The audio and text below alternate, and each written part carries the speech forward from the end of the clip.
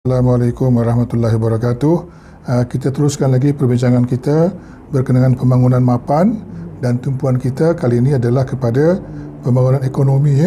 Dan dalam pembangunan ekonomi itu pun banyak benda kita nak bincang nanti.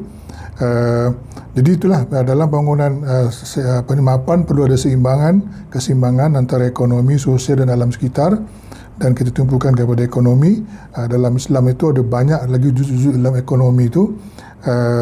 Yang saya nak bincang hari ini adalah tadbir urus dan institusi yang kuat dalam sebuah negara atau sebuah bandar, supaya bisnes ataupun pembangunan ekonomi berjalan dengan pesat. Jadi dalam kisah Nabi Sulaiman terdapat beberapa cerita lah. Pertama, kisah macam mana keadilan undang-undang dan peraturan yang ada masa zaman Nabi Sulaiman. Contohnya bila dua orang ibu berebut seorang bayi sebab salah satu anak bayi mereka tu telah dimakan serigala. Jadi yang satu tu pandai berhujah, menyebabkan Nabi Daud nak bagi budak tu, baby tu, kepada ibu yang pandai berhujah. Tapi Nabi Sulaiman berpandangan lain. Dia kata dia nak belah dua lah bayi tu, dan masing-masing dapat sebelah. Ibu yang tadi mula-mula Nabi Daud nak bagi dia tu, yang pandai berhujah tu, kata dia setuju. Tetapi ibu yang satu lagi tu, yang kalah tu, dia kata dia lebih rela anak tu dibagi semuanya kepada orang tu. Dan Nabi Sulaiman tahulah bahawa itulah ibu yang sebenar. Jadi menunjukkan betapa adilnya pemerintah mereka lah. Kan? Begitu juga Nabi Sulaiman ni telah membuat institusi yang kuat, yang dianggotai oleh makhluk yang benar-benar pakar.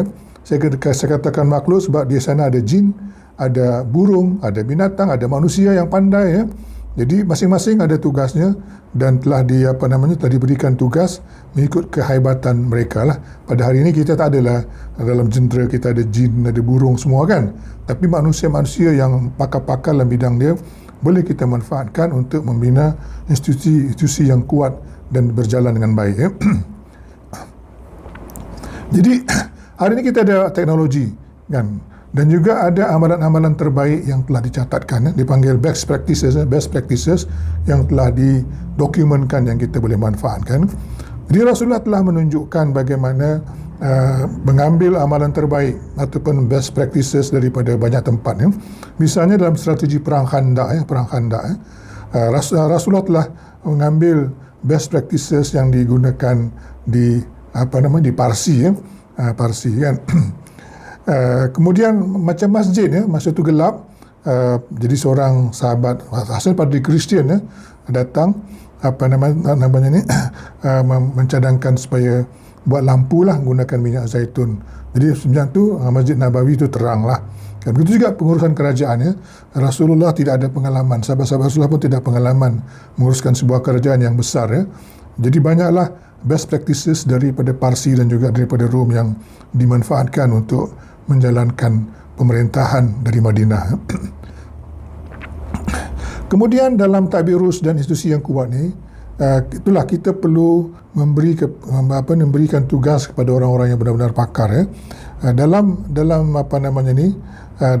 satu ayat Quran Allah berfirman, sungguhnya Allah menyuruh kamu supaya menyerahkan segala jenis amanah kepada ahlinya yang berhak menerimanya, dan apabila kamu menjalankan hukum di antara manusia, kamu menghukum dengan adil. Jadi itu dia kunci dia, menyerahkan kepada amanah kepada orang yang ahli, yang pakar dalam bidangnya, dan berlaku adil. Ada dua perkara situ. Kemudian dalam satu lagi Al-Quran, dalam surah Al-Maidah tu, wahai orang yang beriman, penuhilah dan serta sempurnakanlah perjanjian-perjanjian. Jadi perjanjian amat penting supaya dipenuhi. Di dalam sebuah negara, sebuah kerajaan, perjanjian ini perlu dilindungi kan.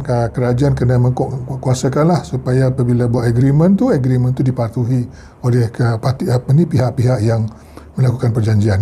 Sekian, Assalamualaikum warahmatullahi wabarakatuh.